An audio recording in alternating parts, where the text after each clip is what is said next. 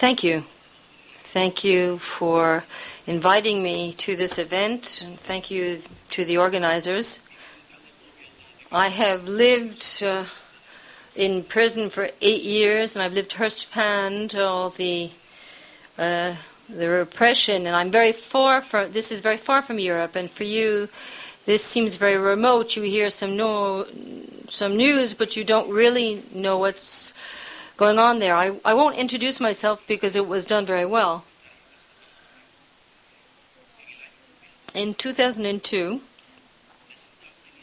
we presented in a legal initiative in line with the Constitution in Cuba, the Constitution that is not legitimate, but there are certain rights. So we presented a bill with thousands of signatures on it of Cuban citizens asking for a referendum. We wanted a plebiscite vote on the future of the country. And the response in less than a year was to imprison 75 dissidents, most of them for being involved with the referendum. Some were independent journalists. Of course, it isn't really independent. It is manipulated. But there were also librarians for lending books that were disapproved of. 75 of us went to the prison, and another person, Lando Zapata Tamayo, out of the 72 were freed. There are still 3 in jail. My brother was sentenced to 25 years, refuses to leave the country. But he, for the time being, has not been re-imprisoned. And we spent 8 years in prison, in a cell, except for 1 year where we were put in common quarters. But we were in a terror shelter. I was often beaten and ill-treated, and I was brought to another cell that was even worse than the other one, without water. And I had to do a hunger strike because I wanted to see my family. And I was kept in my underwear. We were kept nude. It was cold. We were threatened. We were ill-treated. And the most representative case was one where people died. Lando Comptayo died, but you may have heard about him. The other cases you didn't hear about him. You heard about the 86 days that he was in a hunger strike, and he died. He died not because he wanted to die, because they let him die. He was in a cell like the one I just described to you, without giving him water, without clothing, with the December weather, the cold. It's not like here, but it's a cell that has no heat. It's cold, and he died there. And a few days before he died, they took him out and they put him in a hospital to sell a good image to the world. But nobody was taken in. The medical care that he got was a farce, and they brought him there only when there was no hope. Another compañero was Miguel Tamayo, and he had a heart attack. They put him in prison, and he died a day later. Some of them went into the cells, and they had bad health conditions already. I'm 34, so my health was good, but now my knees are bad, and I do have other health issues as well. But we got worse in prison. Bad food, the food strikes that very often we had to do to defend our principles and to defend our dignity, our human dignity. We suffered from diseases that were born by the food. My brother right now is in a cell in Santiago de Cuba. I went to Spain on the 20th of November last year. I was in Malbec in Santiago. There was no drinking water. We have 2 or 3 liters a day per prisoner, and that's not enough, even to drink. You have to keep the water from one day to the next to be able to wash. And many days will go by sometimes without being able to wash. And I'm talking about a country where it's hot and you sweat. And here you can spend a number of days without washing, but there you can't. It's too hot. The conditions are subhuman. You can't believe what it is. You won't understand if I say that to you. But when we were exiled to Spain, that doesn't mean that this hasn't ended. There are they exiled one group, but they're putting others in prison. So they shove out one group and they put in prison another group. There is another friend of mine who has been waiting for judgment. He is a prisoner of conscience, and he will be judged on the 22nd of this month.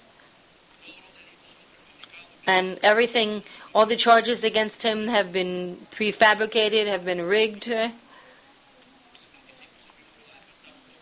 75 of us have been trying to raise awareness, but some people had to die. The mother of Zapato, who lives in the south of Cuba, in the provinces, is harassed and repressed after her son was assassinated. And they don't even let him go to his grave and bring flowers on Sunday or go to a church to pray for his soul to lie in peace. Other people have been threatened to death. Women who had the effrontery to confront tyranny. These women have suffered, and we'd like to pay them tribute. But this homage is not allowed in Cuba. And this woman friend I'm talking about has a mother who is still there, and she's being repressed after her daughter was assassinated months ago. Many other women, for example, Blanco, suffered similar repression. These are peaceful women, and their only sin, their only misconduct was to want freedom and to defend rights for all Cubans, including defending the rights of those who oppressed her. Many people have remained in Cuba. They haven't all been able to go to Spain, but don't think that anything changed. Nothing's changed. Now, there are still sanctions in Cuba. We cannot go back to our country. My brother and 2 friends who defend the same cause and have no hope that they will be released because they refused to be exiled, and these were one of the conditions to be released. They have to accept being exiled, and they're not. And if this is not the case, he will stay in jail. He will stay in his house, and if the dictatorship ends, the sentence will still not have ended. Many women in Cuba are showing their bravery and defend human rights, and they're still harassed and oppressed. Not only these women themselves, but their families too. Rosa Rodriguez, in a liberation movement, she has a child, young, about 20 years old, a young man, a woman, and she was threatened not to defend human rights. And since the woman refused to give up her cause, her son was put in prison. And he was imprisoned simply for being her son. And this is a person who is mentally unfit, sent for torture, and sent to a number of different prisons, including the prison where my brother was. So in Cuba there are no rights. We're at a conference where we're talking about rights against arbitrary detention.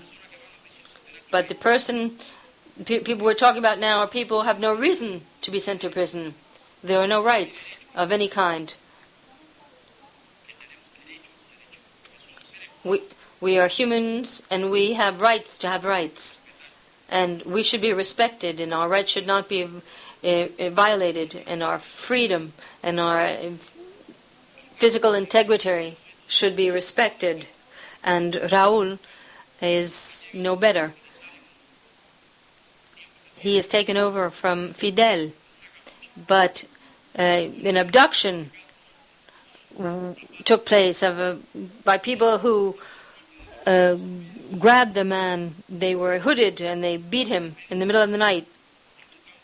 And they brought him to a deserted field and was killed, and we don't even know very often where people are left.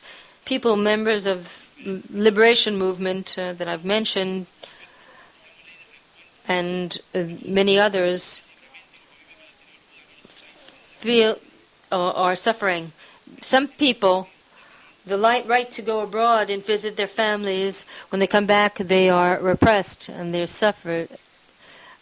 They sentenced me to 28 years, and they threatened me with death and my brother as well. And we were given another friend who defended the same aim was given a life sentence. None of us were violent or had lifted a hand against anyone. We were just defending our cause. It's normal for people to be able to be free and make their own decisions, but in Cuba we have a dictatorship that's been there for more than half a century. And I'm asking you, at this summit, to the participants here, and all people of goodwill, all who want human rights to be respected, to demand that the dictatorship in my country do away with the laws that violate human rights, and that they should do something, because the laws that brought us into prison are still in force. I saw with my eyes, and I was ill-treated. I saw people who died due to a hunger strike. Many of us now are in a poor state of health as a result. People who opened their veins or the neck. And nobody would do this in a normal atmosphere. They do it because they can't put up with the torture that they're being subjected to anymore. I wanted to show you one of the methods of punishment that are being used in Cuban prisons. It's called crucifixion. They try to crucify people like Christ was crucified, and they put you on a grill, they put handcuffs on each hand, and you remain there for as long as they want. And you have to go to the bathroom in your own clothes, your natural needs, and the handcuffs pinch your wrists, and it hurts you, and you hang there. They have another one called the crab. And they put you on the floor nude, with your hands attached with one hand on the other foot. And they leave you there as long as they want to punish you. And you have to put up with it. You can't defend yourself. And you're side by side with other prisoners who can't defend you. And there's another one called Chakida, where they put your hands on your wrist and on your waist and your feet, and they leave you there for days. It depends. They want to have you cave in. They want to kill your soul. They want to destroy your body slowly. I could tell you much more, but I don't have enough time. What I want to tell you is that nothing has changed in Cuba, nothing will change until the Cubans make this happen, like in Egypt or in Tunis, and as what it hasn't been able to happen in Libya, because a cruel tyrant is massacring his people. And if Cubans don't do their bit, and I hope that people are listening to me now and will listen in the future, people have to do something, otherwise this will not share. And here I'm talking about allies of Gaddafi and all the dictators in Africa and the Middle East. We're talking about the Chavez in Venezuela. I listened very sadly to what Mr. Rodriguez tell us about what was happening there.